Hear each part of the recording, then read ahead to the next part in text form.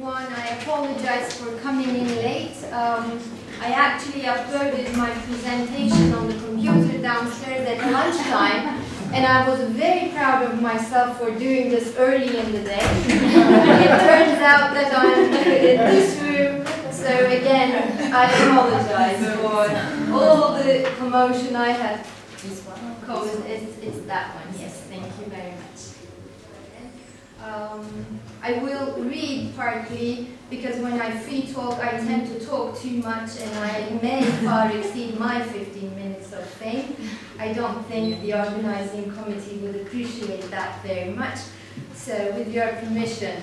So this is the title of my presentation for today, using museums as an educational resource for the mentally disabled. I will be presenting today, will share with you briefly a project which I had planned and carried out in 2001. So it was like 12 years ago. The work was part of my master's degree thesis in museum education. A good part of the thesis was composed by learning theories and learning in the museum. I will skip that. I'm sure you're very familiar with theories of museology. I wouldn't want to bore you, but I will just stick to the practical part of my thesis, which was this, let's say, project. Among many possible subtopics in museum education, I had wished to concentrate on the special groups, them being the elderly, the blind, partially sighted, the deaf, hearing impaired, people with mobility difficulties, people with need of personal care support, and people with mental health difficulties. So a special group would be composed of individuals with either one or multiple of the mentioned difficulties. A group may have either one of those difficulties mentioned or a multiple of them. And of these groups of individuals, I had wished to work specifically with children with who were mentally disadvantaged or having mental health difficulties. Mental health difficulties may include bipolar disorder and schizophrenia, the tough clinical depression, eating disorders, and anxiety disorders. The most common are these ones. Of course, there are some others. Apart from these, there may be some unseen medical conditions which may result in behavioral problems and psychological problems. They may not be detected very early, but may come out as the result of long-term physical problems such as HIV and AIDS, diabetes, epilepsy, chronic fatigue syndrome, cystic fibrosis, and the disease such as sickle cell anemia. Now, some students among among children with mental health difficulties may find group discussions or large lectures extra stressful. If the person is suffering from a mental health difficulty, the stress level would increase, and this may result in two different let's say reactions. One may be low self-confidence and the other one being over-dominant behavior, but both of the conditions may result and lead to social isolation, and this is what I thought was quite important. In general, the society has been aware of profound mental retardation throughout history, but about mild to medium mental retardation, an attempt to perceive and to define is seen only in the last 100 years or so. And this was made possible with the standardization of the education system and the institutionalization of national curriculums. It was then that teachers and educators became aware of the fact that in one class of students there may be diverse intelligences, there may be different levels of learning abilities and development paces. The group, which I had the opportunity to work with, was composed of 7 children. It is important to keep the number of children in the group limited because it may not always be very easy to control the harmony of the group. And the age range, as you can see, differed from 11 years to 16 years of age. They have been already diagnosed with mental retardation or mental health difficulties and have been receiving special support for at least 2 years or so. So I have the names on the left-hand side for you and the ages next to that and the special conditions each one has. As you can see, most of them are diagnosed with specific learning difficulties. A few of them have been diagnosed with mental retardation and one with Lennox-Gastaut syndrome.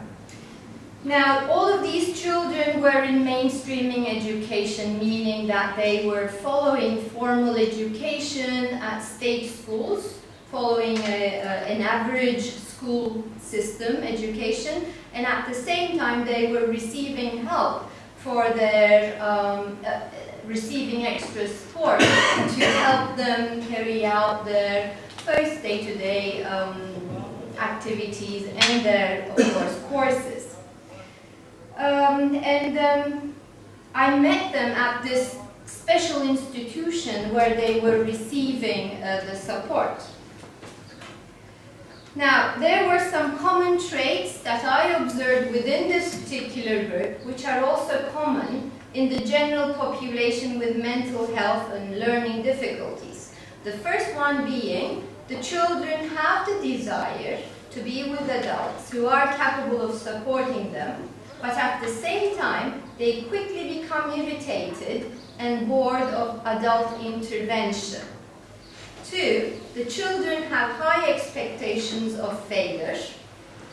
This is a learned behavior and is believed to have resulted from prior social experiences. 3, the children closely observe and then mimic, repeat, act adult behavior and speech. They are discouraged to act and speak in accordance to their own thoughts and feelings. And the last one is that curiosity, researching, specialization, and adaptability to, and along with social demands, remain to be very low.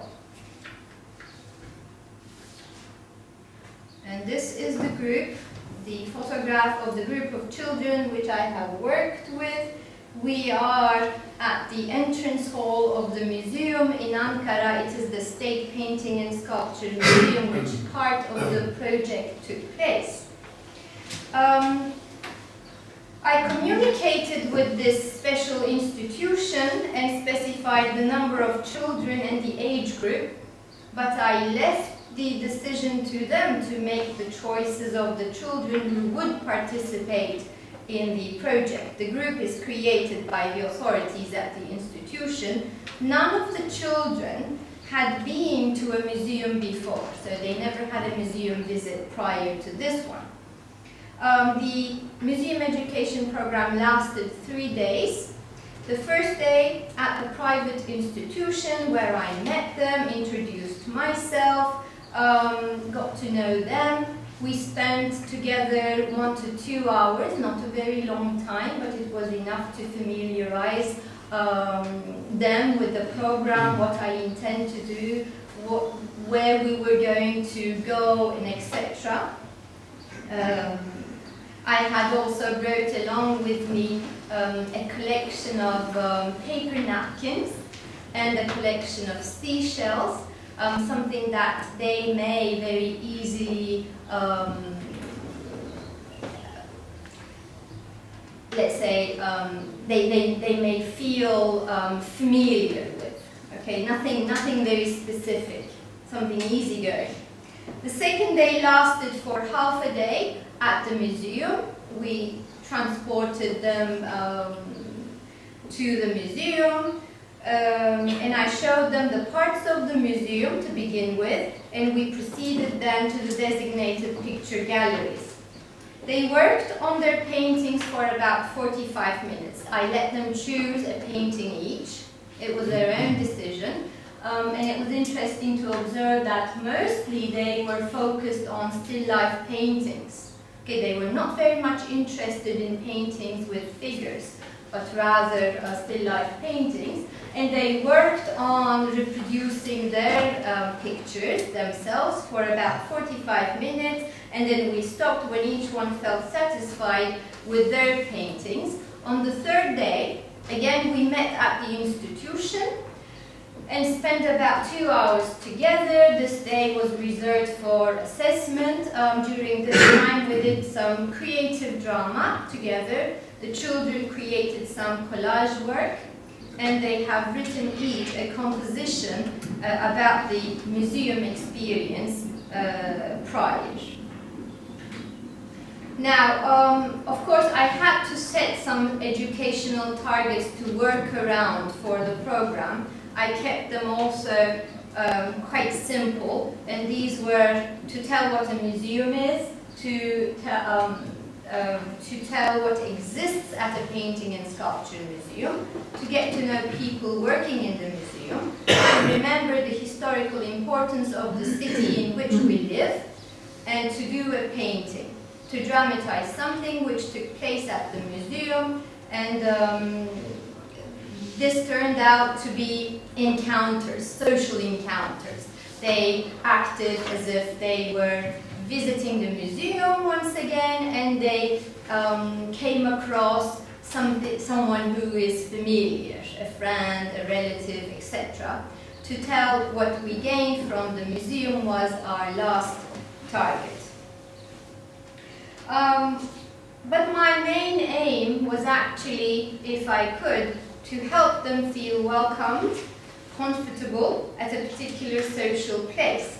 The museum was the ideal place, I thought, to begin with, working on their social interaction skills, on their social integration, because I observe in Turkey we get to see very few people with either physical or mental difficulties socially interacting, being part of daily life routines.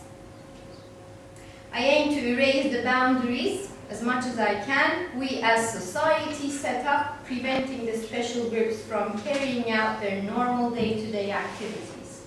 These boundaries are both physical and mental, and I strongly believe that they can be undone and unlearned.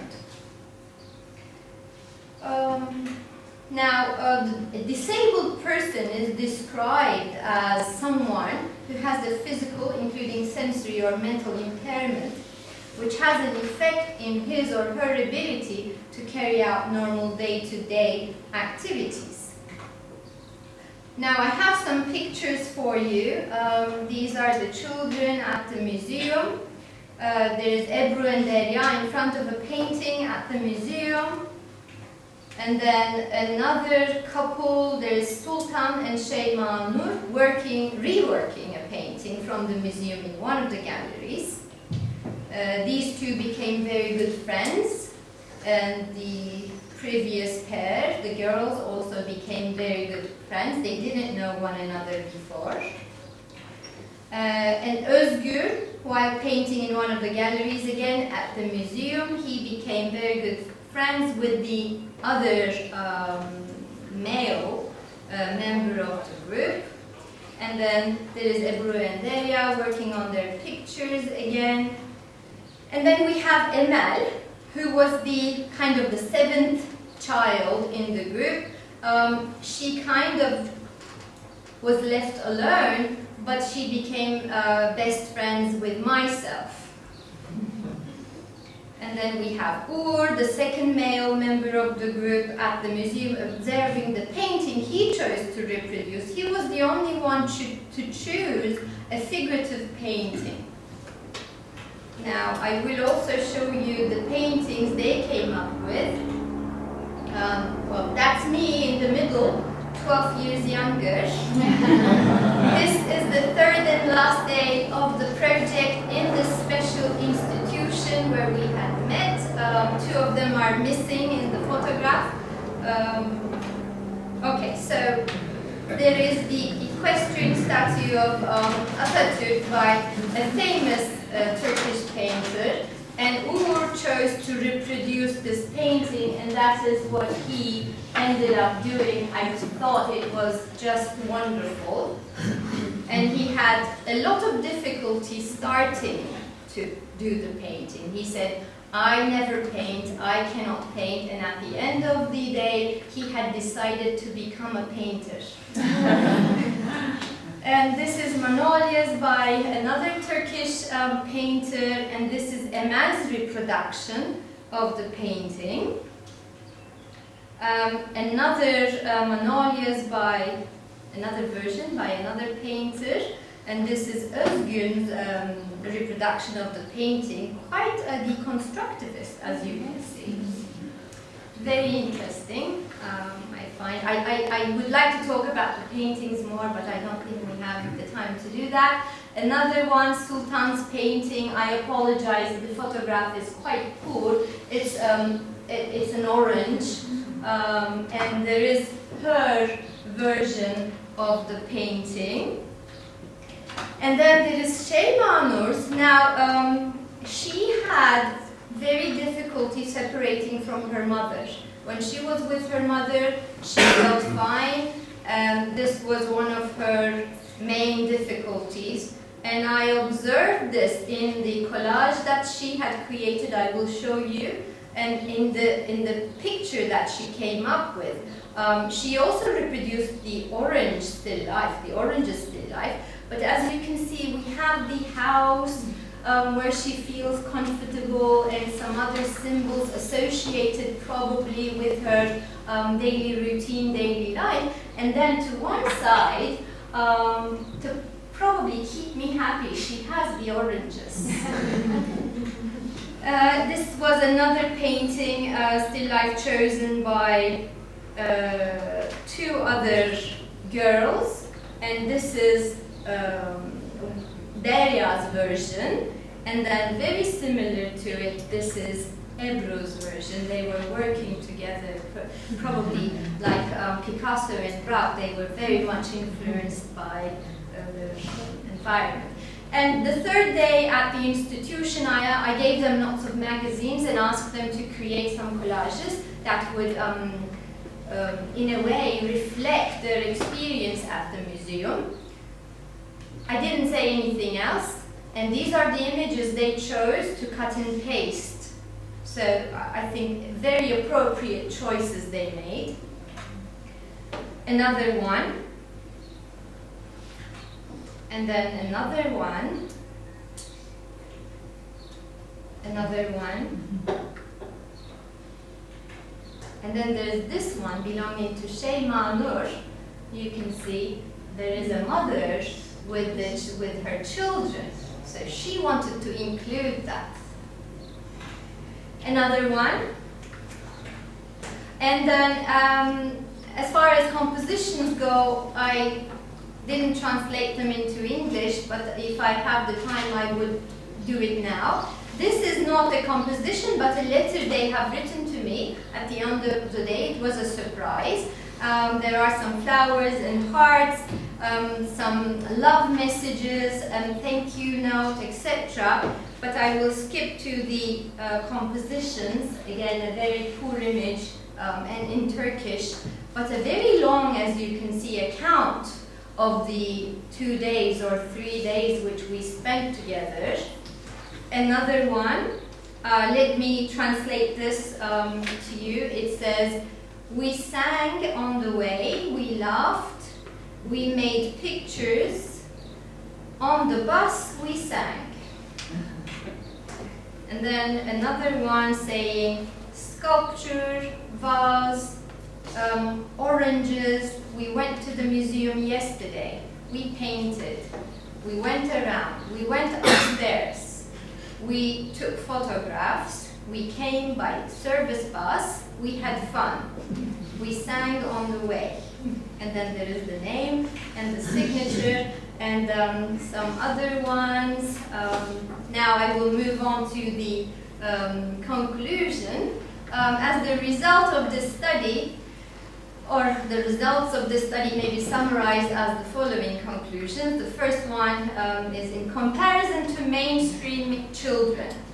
The children with SLD, mental health difficulties, are more in need, open to receive, and sensitive to affection, love, and care. The parents, families of these children are willing to participate in any kind of activity which may positively affect the development of the children. They encourage the children who may be emotionally resistant to experience something new. Of course, I'm talking from my own experience, but I don't think this would differ very much between countries. I'm sure that it's whatever is happening in Turkey is also happening elsewhere, or they feel the same way, the families, the children. In Turkey, the museum education programs for special groups are extremely limited. Museums lack specialized personnel to carry out such activities. May I add that my thesis was the first one of its kind in Turkey. And number 3, it is also observed that museums in Ankara do not physically encourage museum visits, either by the individuals with mobility difficulties, physical impairments, or mental impairments. 4, the study has included repetitions, the subjects and the examples were kept limited. So we, as methodology, we used painting, creative drama, composition writing, field trip. And number 5, positive changes are observed within the group, such as increased awareness towards living spaces, in self-motivation, in social interaction skills, in the ability to act as a group, and in the ability to have enjoyment, to be able to enjoy themselves. Now, in conclusion, I strongly believe that the social presence and involvement of special groups of people could only enrich the lives of other ordinary people like us, we blindsidedly categorize as normal.